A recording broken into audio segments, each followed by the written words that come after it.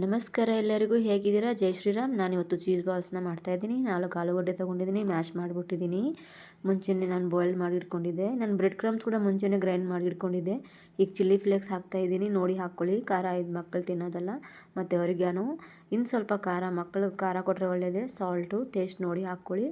Cheese ಒಳಗಡೆನೂ cheese ಒಳಗಡೆನೂ ಉಪ್ಪು ಇರುತ್ತೆ, ನೋಡಿ ಹಾಕ್ಕೊಳ್ಳಿ.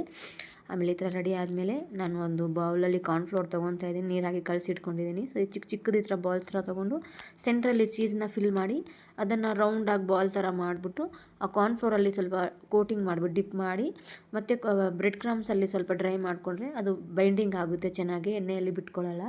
ಸೊ ಎಲ್ಲ ಈ ಥರ ರೆಡಿ ಆದಮೇಲೆ ಹಿಂಗೆ ಬಾಣಲೆ ಇಟ್ಟು ಅದನ್ನು ಕರ್ಕೊಳ್ಳೋದು ಅಷ್ಟೇ, ಡೀಪ್ ಫ್ರೈ ಮಾಡೋದು. ಈಗ ಡೀಪ್ ಫ್ರೈ ಮಾಡಾಗ ಎಣ್ಣೆ ಬಿಸಿ ಆದಮೇಲೆ ಒಂದು ಹಾಕಿ ನೋಡ್ತಾ ಇದ್ದೀನಿ ನಾನು, ಬಿಟ್ಕೊಳ್ಳುತ್ತಾ. ಕೆಲವು ಟೈಮ್ ಚೀಸ್ ಹೊರಗಡೆ ಬಂದುಬಿಡುತ್ತೆ ಚೆನ್ನಾಗೇ ಕೋಟಿಂಗ್ ಆಗಿಲ್ಲ ಅಂದರೆ. ಸೊ ಆಗಿಲ್ಲ ಅಂದ್ಬಿಟ್ಟು ನಾನು 4-5 ಹಾಕ್ತಾಯಿದ್ದೀನಿ. ಇಷ್ಟು ಹಾಕಿದ್ದೀನಿ, 4 ಸಾಕು ನನ್ನ ಮಗನಿಗೆ ಇಷ್ಟು ಅಂತ. ನೀವು ಯಾವಾಗಾದರೂ ಮಾಡಿ ಹಸಿದನ್ನೇ ಈ ಥರ ಎಲ್ಲ ರೆಡಿ ಮಾಡಿ ಸ್ಟೋರೇಜ್ ಮಾಡ್ಕೋಬೋದು ಫ್ರೀಝರಲ್ಲಿ. ಯಾವಾಗ ಬೇಕಂದರೆ ಅವಾಗ ನೀವು ಡೀಪ್ ಫ್ರೈ ಮಾಡಿ ಕೊಡ್ಬೋದು, ಅವಾಗವಾಗೇ ಮಾಡಬೇಕಂತೇನಿಲ್ಲ. ಸೊ ಇದೇ ಥರ ಗೋಲ್ಡನ್ ಬ್ರೌನ್ ಬಂದಮೇಲೆ ತೆಗೆದುಬಿಟ್ರೆ ಸಾಕು. ಬಿಸಿ ಬಿಸಿ ತುಂಬಾ ಚೆನ್ನಾಗಿರುತ್ತೆ. ಮಕ್ಕಳಿಗೆ ಮೋಸ್ಟ್ಲಿ ತುಂಬಾ ಇಷ್ಟ ಆಗುತ್ತೆ ಇವೆಲ್ಲ. ಹೊರಗಡೆದೆಲ್ಲ ಅಷ್ಟೊಂದು ಚೆನ್ನಾಗಿರಲ್ಲ. ನೀವು ಮನೆಯಲ್ಲಿ ಟ್ರೈ ಮಾಡಿ, ನಿಮ್ಮ ಮಕ್ಕಳಿಗೂ ಕೂಡ ಕೊಡಿ. ಚೀಸ್ ತುಂಬ ಒಳ್ಳೆಯದೇ. ಅವಾಗವಾಗ, ತುಂಬ ಜಾಸ್ತಿ ಏನಲ್ಲ, ಯಾವಾಗಲೂ ಕೊಡಬಾರ್ದು. ವೀಕ್ಲೀಸ್ 2 ಟೈಮ್ಸ್ ಆ ಥರ ತುಂಬ ಹೆಲ್ದಿನೇ. ಸೊ ಈ ಥರ ರೆಡಿಯಾಗಿದೆ, ತುಂಬಾ ಚೆನ್ನಾಗಿದೆ. ನೀವು ನಿಮ್ಮ ಮಕ್ಕಳಿಗೆ ಮಾಡಿಕೊಡಿ, ಖುಷಿಯಾಗಿರಿ. ಬಾಯ್ ಬಾಯ್, ಜೈ ಶ್ರೀರಾಮ್.